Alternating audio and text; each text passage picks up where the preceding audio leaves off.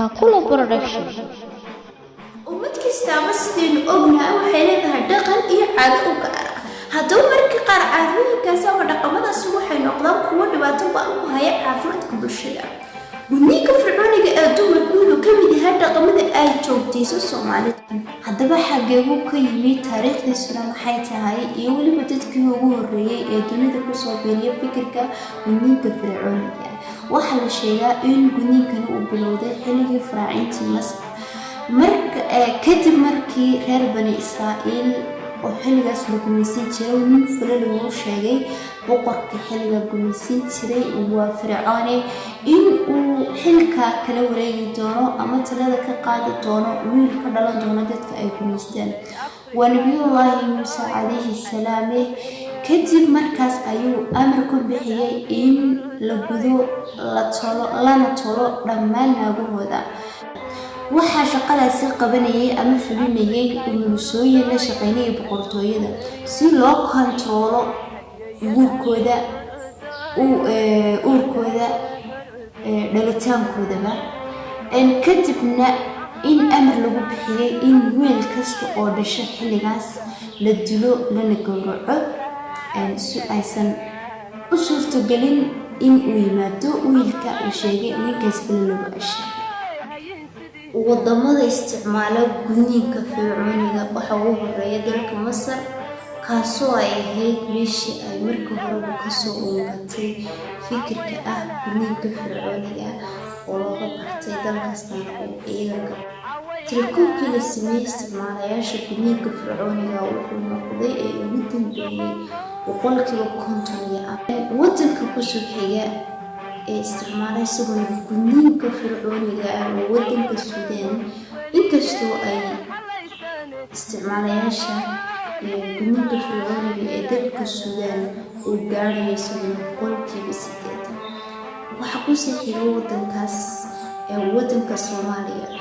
wadankeena waa wadanka kaliya ugu faraha badan ee isticmaala gudniinka fircooniga.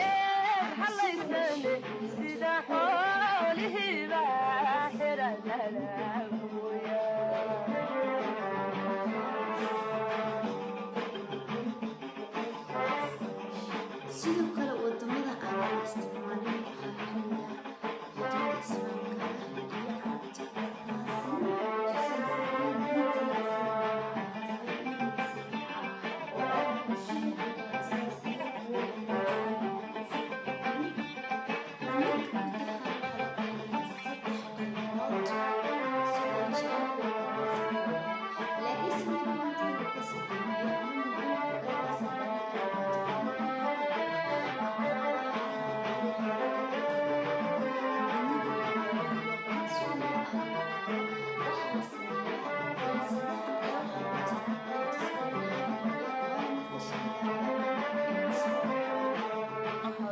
بدن هردوي حمود سحدون هردوي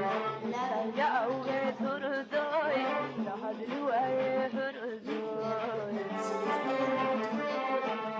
حبينا بدن هردوي حمود سحدون هردوي لا يعود هردوي لحد الواي هردوي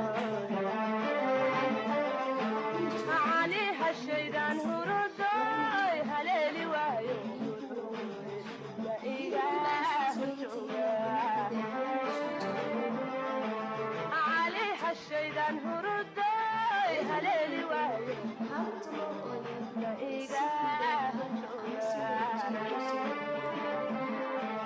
كل اللي إلا عوي هنا تدعي كل اللي إلا عوي هنا تدعي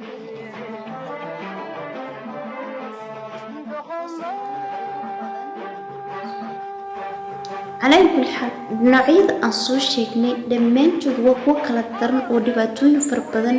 kala geysta. haddaba dhibaatooyinka gabadha ku yimaada xilliga la gudo waxay u qabsataa laba nooc. labada nooc waxay yihiin mid xilliga la gudayo dhaxda iyo mid mustaqbalkeeda la soo darasa ilaa inta ka dhimanaysa la socota. qaybaha koobaad ku yimaada xilliga la gudayo in gabadha xanuun badan ay dareento ay isla markaana cararto markii carartana ay dhacdo in qofkii dumarkii gudaysay in sakiintii haysay ay kaga dhacdo xidid ay jarto kadibna ay saas ku dhig baxdo qof inta sidoo kale waxa dhici karaysa xilliga cararsa gabadhu in la jaro qaybo kamid ah kaadi mareenka sida ibta kaadi mareenka kale iyo rasraha in la jaro sidoo kale waxa dhici karaysa in ay gabadhi kaadi ku dhigto sidoo kale waxay dareemi karaysaa in meeshii nabar samayso caabuq samayso kadibna infection ay qaado sidoo kale waxa dhici karaya in qalabkan loo adeegsanayo ee lagu gudayo gabadha inaysan nadiif ahayn sidaasna uu ugu gudbiyo gabadha yareyd cudurka dilaaga ee loo yaqaan tetanus haddaba dhibaatooyinka kale ee mustaqbalka gabadha la soo wajahayo waxaa kamid ah in caadadu ay ku adkaato ku dhibaatooto kuna xanuunsato sidoo kale waxaa dhici karaya in ay fooshu ku cuslaato ay gasho xaalad ah obstructive labor ama folder xilliga folderka hooyada ku dhacana waxay imaata cudur la yiraahdo isku furankaasna wuxuu sameyn karaa caabuqyo fara badan ama infection badan ay hooyada u gudbin karaan sidoo kale in ay xanuun dareento xilliga galmada sidoo kale xiise la'aan iyo daran la'aan ku wajahan lamaanaheeda maadaama meesha laga saaray dareensidihii hooyada dhibaatadaas markay timaadana waxaa bato furitaanka lamaanaha isqaba maadaama aysan meesha jirin kalsooni iyo israbitaan marka hooyo iyo aabbo waxay idinku codsaneen cod gaaban iyo cod dheerba aan idinku sheegina inaad dabar jirtaan dhaqanka noocaasa maadaama dhaqankaasi uu yahay mid saameyn weyn ku leh gabadha mustaqbalkeeda faa'iidada uu leeyahay dareensidaha dumarka waxaan ognahay shay kastoo Allah subxaanahu wa tacaala abuuray inuu xikmad iyo macno weyn ku fadhiyo sidoo kale dhakhaatiirta anatomiga waxay tilmaamaan in dareensidaha inuu la mid yahay xubinta taranka ee rag sidoo kale wuxuu leeyahay nerve iyo xidido waxyaalaha uu qabtana waxaa kamid ah inuu daboolo xubinta taranka ee hooyada haddii la jaro waxaa dhacaya in germs badan iyo bacteria ay gasho una gudubto ilmo-galeenka hooyada sidoo kale inuu ka qayb qaato dareenka jinsiyadeed ee ka dhexeeya lamaanaha isqaba haddii meesha uu ka baxo oo la waayo waxaa dhici doona in uu bato furiinka marka fadlan hooyo iyo aabbo cod yar iyo cod gaaban ha burburinina qoyska muslimka dhaqanka Soomaalida iyo fikirka ku aadan diinka dadka qaar waxay ku doodaan inuu yahay dhaqan aan laga tirin sidoo kale waxay rumaysan yihiin in faa'iido u leeyahay dhalinyarada gaar ahaan gabdhaha ayuu ku antacoonaya gudniinkani inuu ilaalo u yahay gabar ahaanta gabdhaha gabar ahaanta hablaha sidoo kale dadka qaarna waxay rumaysan yihiin inuu yahay wax diini oo mar la talaabsan karin sidoo kale waxaa jira Soomaali badan oo aaminsan in xubinta taranka ama dareensidaha gabadhu inuu yahay wax ceeba wax nijaasa ah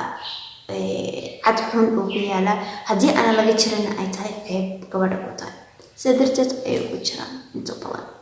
guntii iyo gunaanadkii fiidiyogan hadduu ku anfacay ama aad waxun ka fahantay fadlan wixii fikir ah iyo sida ugu habboon ee bulshadana loogu wacyigelin karo gudniinka fircooniga ah hoosna u reeb mahadsantiin channelka daawanaysidna waa Taakulo Production Channel fadlan fiidiyogan haddaad u aragtay inuu faa'iido u leeyahay bulshada share si faafi asxaabtaada u sii gudbi si aynu u helno bulsho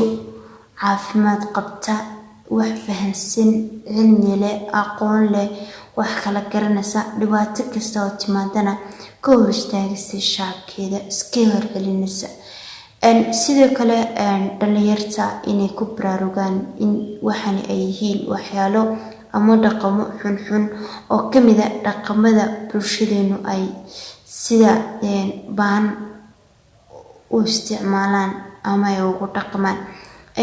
waxaa jirta gobolo fara badan oo kamid ah gobolladeena inay dadka degani ay ku dhaqmaan runtiina gabdhaha waa laf dhabarta bulshada gabdhaha hadday dhibaatooto ama xanuunsato bulshada dhan ayaa xanuunsatay ama baaba'day runtii qof kastoo aqoon-yahana waa inuu ka taxadaraa dhibaatada laga yaabay inaga dhalinyarteen ahaanteen inaynu bari kamaanin noqon doon hooyooyin aabayaal noqon doon inaynu kula dhaqmin dhaqanka noocaan awlaadeena haddii aad jeclaysatay ama ka heshay qaabkan aan kugu soo gudbiyay videogan like isaar jeceshiin inaa inta badan ka soo hadlo hoos iyo soo qara